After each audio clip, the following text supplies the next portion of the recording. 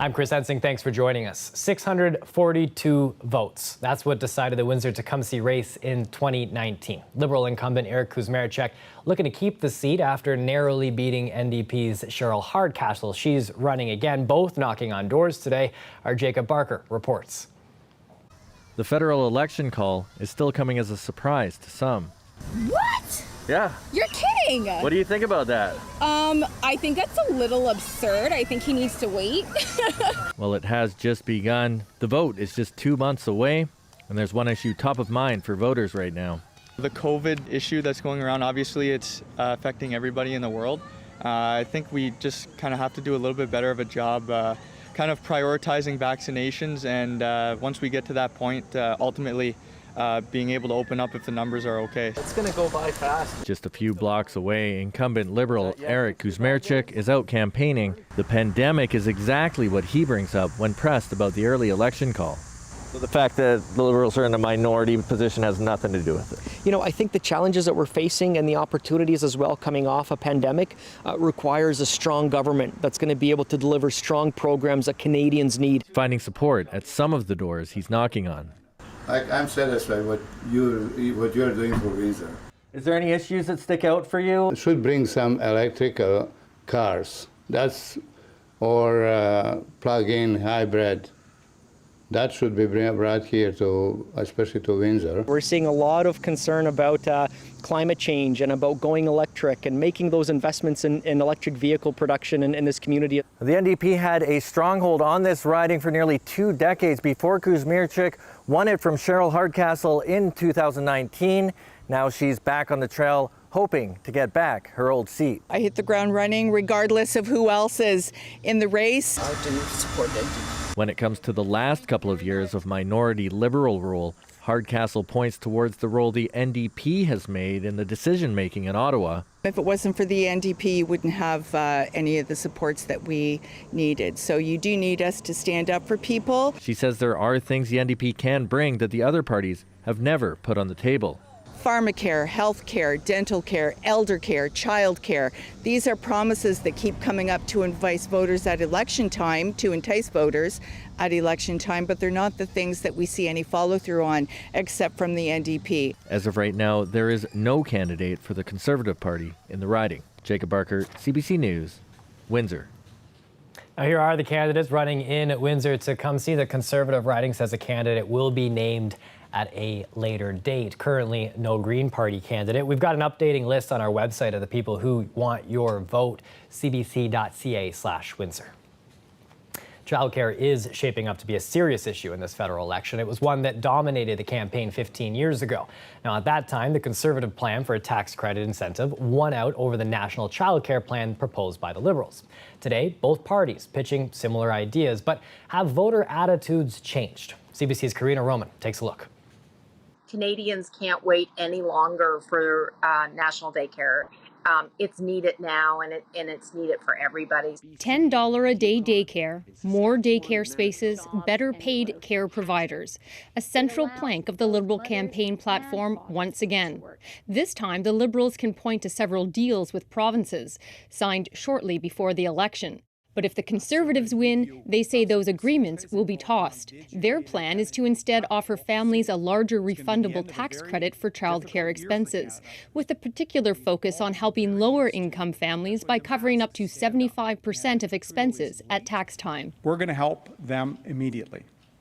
Our plan comes into effect when we're government, not 5 or 6 years from now. We're helping all families. There's some families that have made out very well in this pandemic. I'm helping the ones most impacted. But the Liberals argue that's going backwards.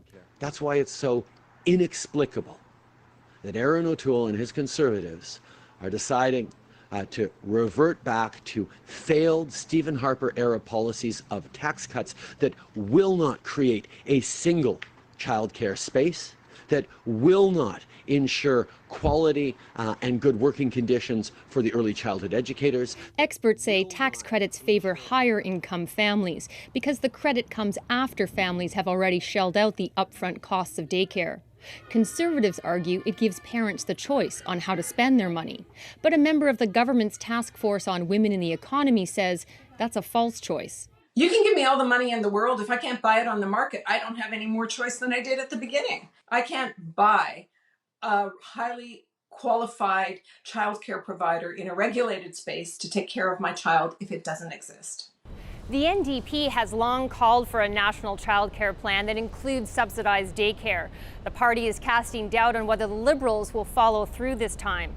But the pandemic drove many women and parents out of the workforce, which is why advocates for universal childcare say it's needed now more than ever. Karina Roman, CBC News, Ottawa. We turn now to the latest with COVID-19 in our region. 44 new cases today.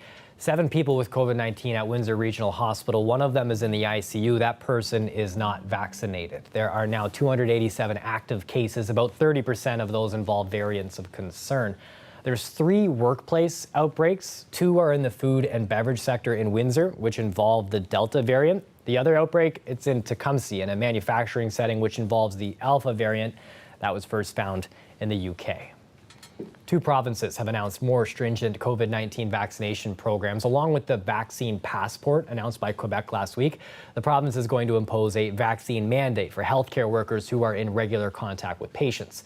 Quebec is also considering a vaccination mandate for other public sector workers. Here in Ontario, the Chief Medical Officer of Health has announced several new directives, including vaccination requirements for education and healthcare workers. The directive will require covered organizations to implement policies that require their employees and others in these sectors to either provide a proof of full vaccination against COVID-19, provide a documented medical reason for not being vaccinated. In cases where individuals do not provide full proof of vaccination, they will be required to undergo regular testing and demonstrate continued negative results. Ontario is holding its reopening plan at its current level as well, maintaining masking requirements and capacity limits on businesses. The province is also going to start offering a 3rd COVID-19 shot to people with weakened immune systems. More charging stations are coming to Windsor. No, it's important that cities such as Windsor and other cities are doing the same. Whether it's Kingston, Montreal, Toronto, they're all doing the same, and it's a good starting point. There's many more things that need to be done that may even be more difficult. This is the easy step.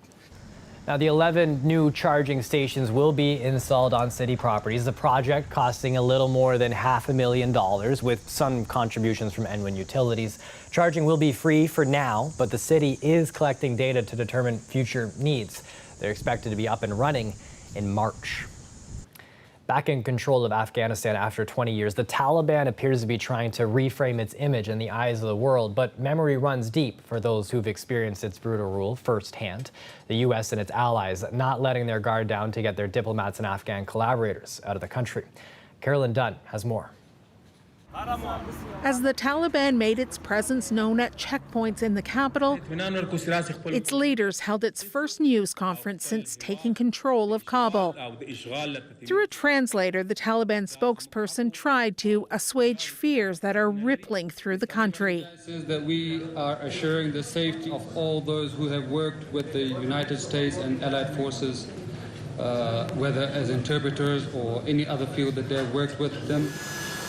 Difficult to take at face value given the recent haunting images of so many desperately trying to escape Afghanistan and the history of the Taliban's brutality. So the airport has reopened, a mass evacuation of foreign nationals continues, and of course planes packed with Afghan citizens fleeing their country. Yesterday, the U.S. military footprint in Afghanistan started at about roughly 2,500. And by the end of today, there will be more than approximately 4,000 troops on the ground in Kabul. At least 9 planes of Afghan refugees and Canadian diplomats and soldiers have arrived in Canada so far. For the millions left behind, there's a particular concern for the fate of women and girls. Again, the Taliban is projecting a kinder, gentler approach to the world.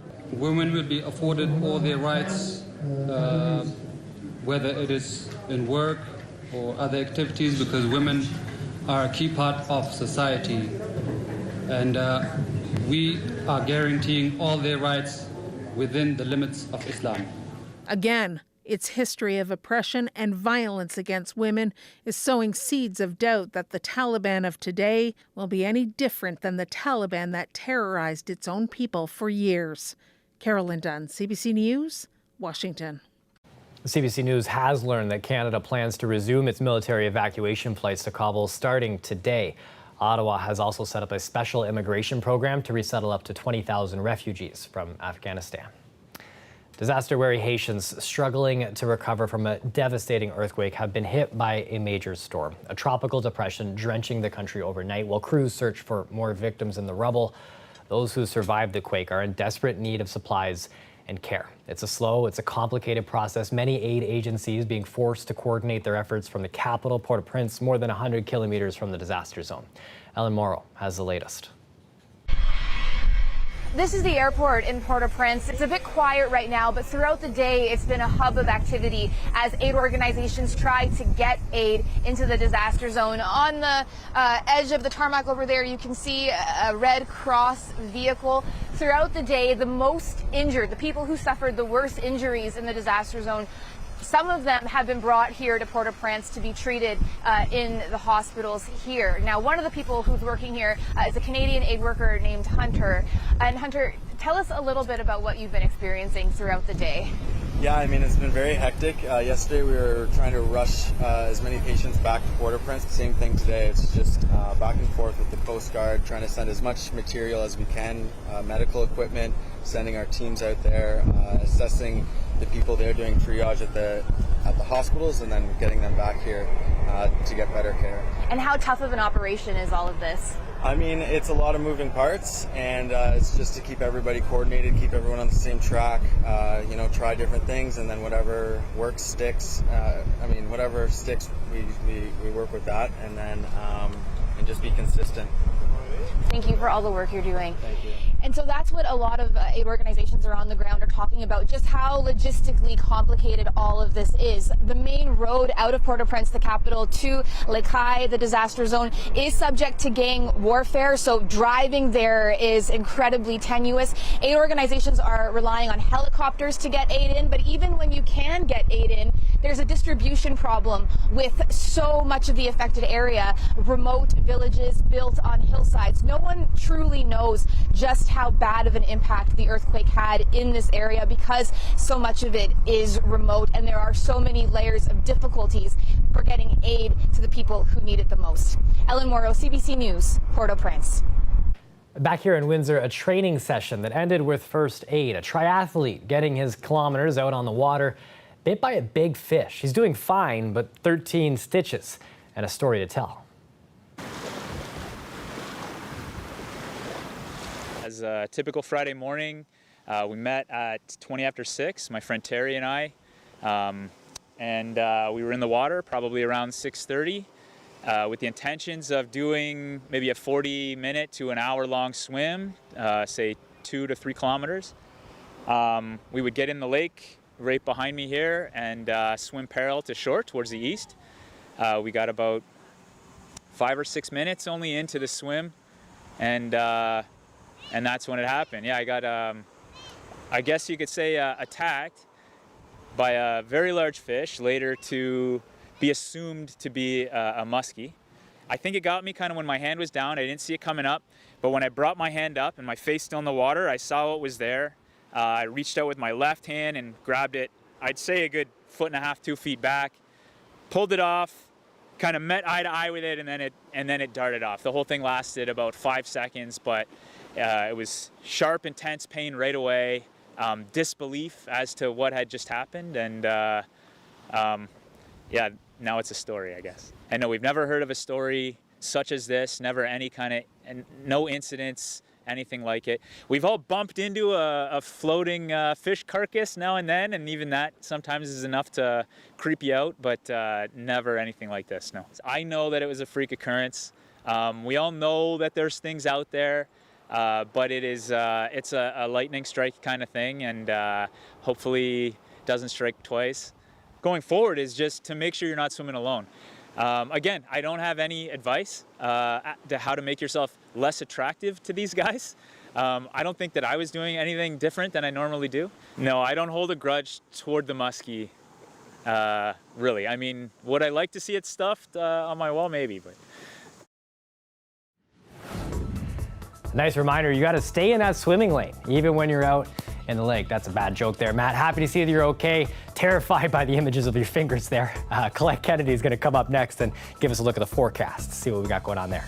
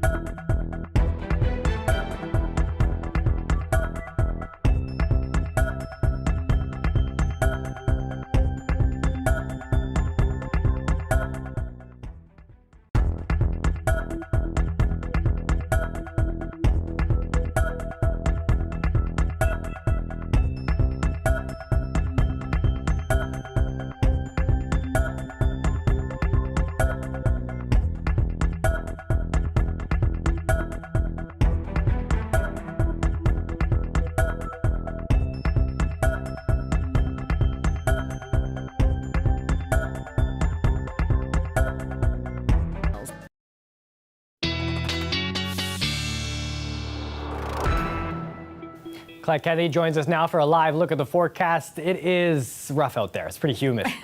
Yeah, it's that slow kind of creep that we're getting into. So we had our dew points, so that moisture kind of in the air.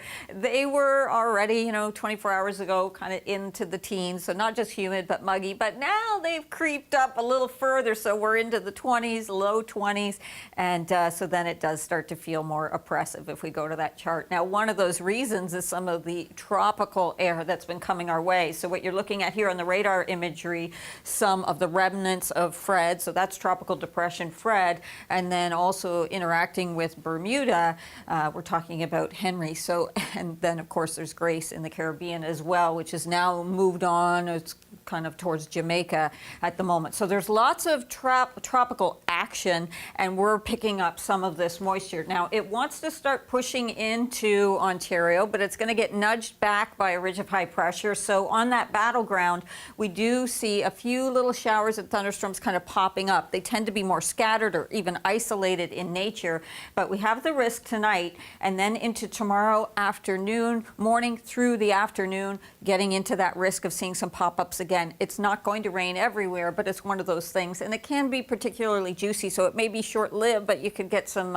heavier downpours at times. So that's what we're looking at through the next 24 hours, and really we're going to find the humidity is with us. The temperature's trying to climb, but we're going to have quite a bit of cloud cover kind of coming through, so that may just put a bit of a cap on them. Current readings, we're at 26, 24 in Chatham-Kent. Humidex values, I know, we've seen worse. We will be seeing those. Even if the temperature doesn't climb, we will find those humidex values will be moving up. So here you are overnight tonight. Again, you can see on every icon I've put showers. It's really just the idea that there's that chance there, but they will be very highly isolated. And then I'm increasing that risk as we go into tomorrow. And I look at your temperatures again because of that cloud deck, probably just holding us off there about 27, maybe 28 degrees. Then we look into Thursday. I still have a chance for some showers in here, 29, and we'll start pushing towards 30. And the humidex values as we go to the end of the week and into the weekend, those values pushing up towards 40. Chris. Up towards 40. That's part of it, though. Yeah, it is. The cool nights are okay. We like the exchange there. There you go. Thanks, Ms. Collette. You're welcome. Now, up next, we are going to show you a robot that will put those feats we all achieved as humans at the Olympics to shame.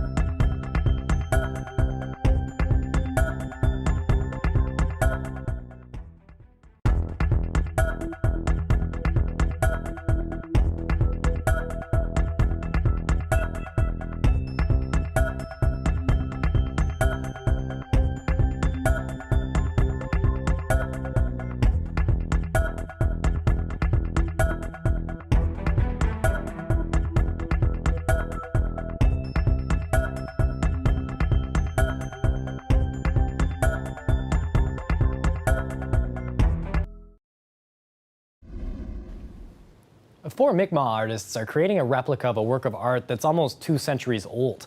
It's a coat from a ceremonial outfit that was gifted to British Captain Henry Dunn O'Halloran by Mi'kmaq Chief Joseph Malley Iquovich. The work was done by 3 Mi'kmaq women who were not historically documented or acknowledged for their exceptional beadwork.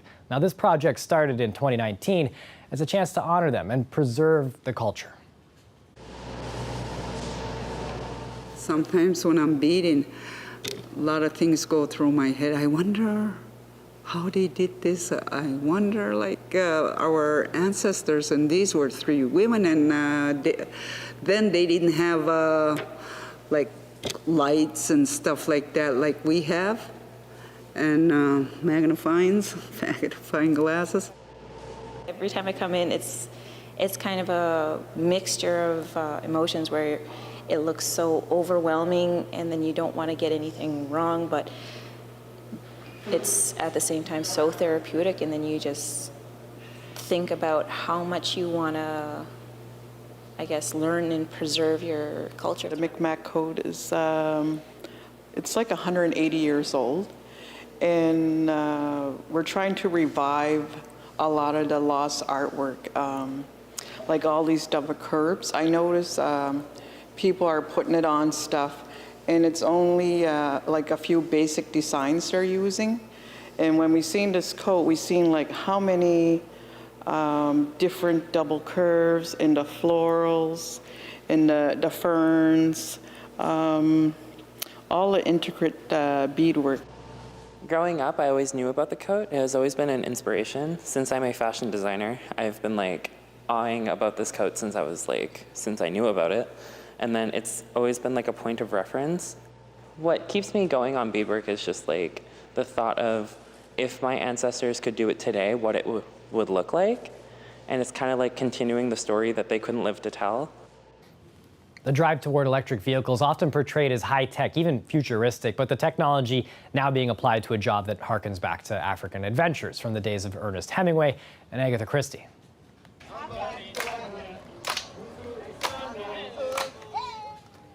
A new era arriving at a national park in Kenya. Safari's getting a lot quieter. Those old diesel vehicles giving way to electric ones running on batteries, which are recharged using solar power. The electric vehicles, they don't have any exhaust. They don't disturb the animals. It means visitors, they can get much closer to the wildlife.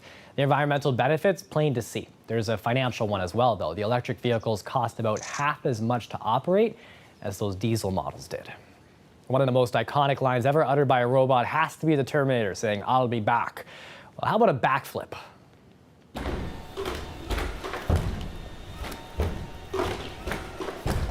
There are no special effects here. Fully functional humanoid robot designed by Boston Dynamics. Atlas, 5 feet tall, weighs 86 kilos. A parkour routine, not just for showing off. Balancing, leaping over obstacles, yes, even those backflips.